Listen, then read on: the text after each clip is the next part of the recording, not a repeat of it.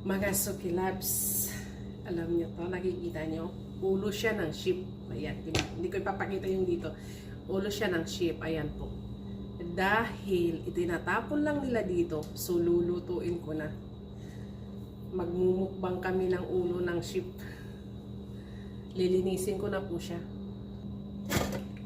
Ito na po, nalinis ko na yung aking ulo. Ayan, yung ulo ng sheep. So, ito po, luya para mawala yung something na smell niya.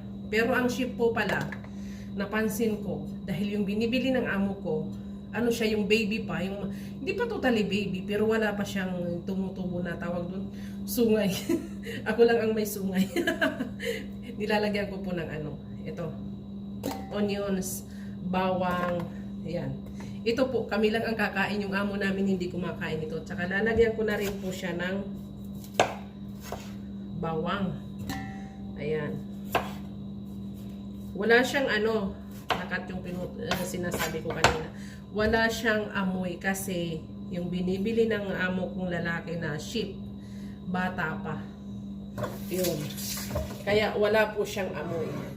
So ito po, lalagyan ko na siya ng tubig para pakuluin. For sure, lalagyan ko siya ng asin. At naglalagay din po ako ng paminta. So, tatakpan ko na po siya at ilalaga ko na. Tapos po mga sukilabs, meron po ako ditong kamote. Ayan.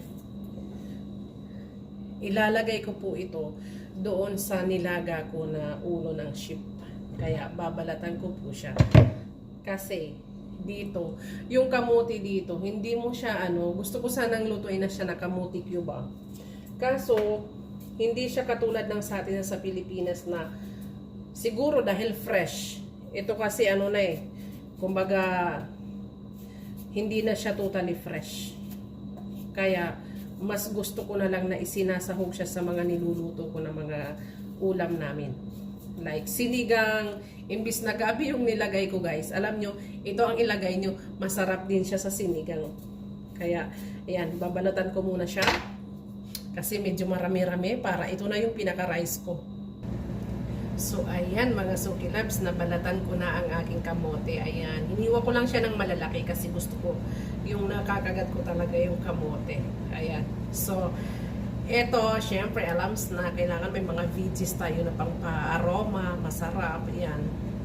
Tapos, syempre, hindi nawawala yung hot chili. Hiniwa ko yung iba kasi gusto ko maanghang. Kasi yung pinsan ko, si Ate Malin, gusto niya maanghang din. So, vibes kami sa maanghang. Kaya nga lang yung iba at mga kasama namin dito, yan, hindi sila kumakain ng maanghang. Pero nasasanay na rin sila sa amin. So, ito po ang aking sahog sa aking ulo ng sheep. Ayan. Oy, Madi, kamusta yung mukbang natin? Ang sarap. Sarap. Yan Pampagatas na to.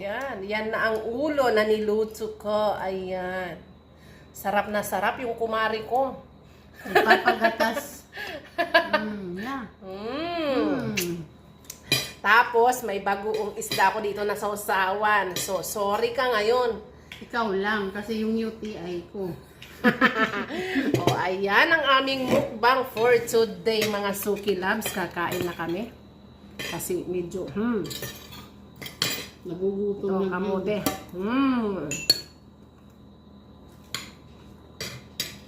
Masarap. Masarap ko wala dito nga imugin post. Nawala sa gallery ko. Sarap, grabe. Kasi, yung ulo ng ano, sheep, bata pa kaya masarap.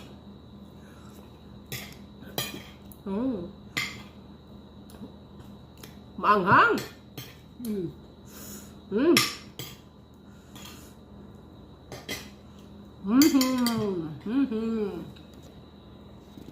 Ayan kami, feel na namin ang aming lunch.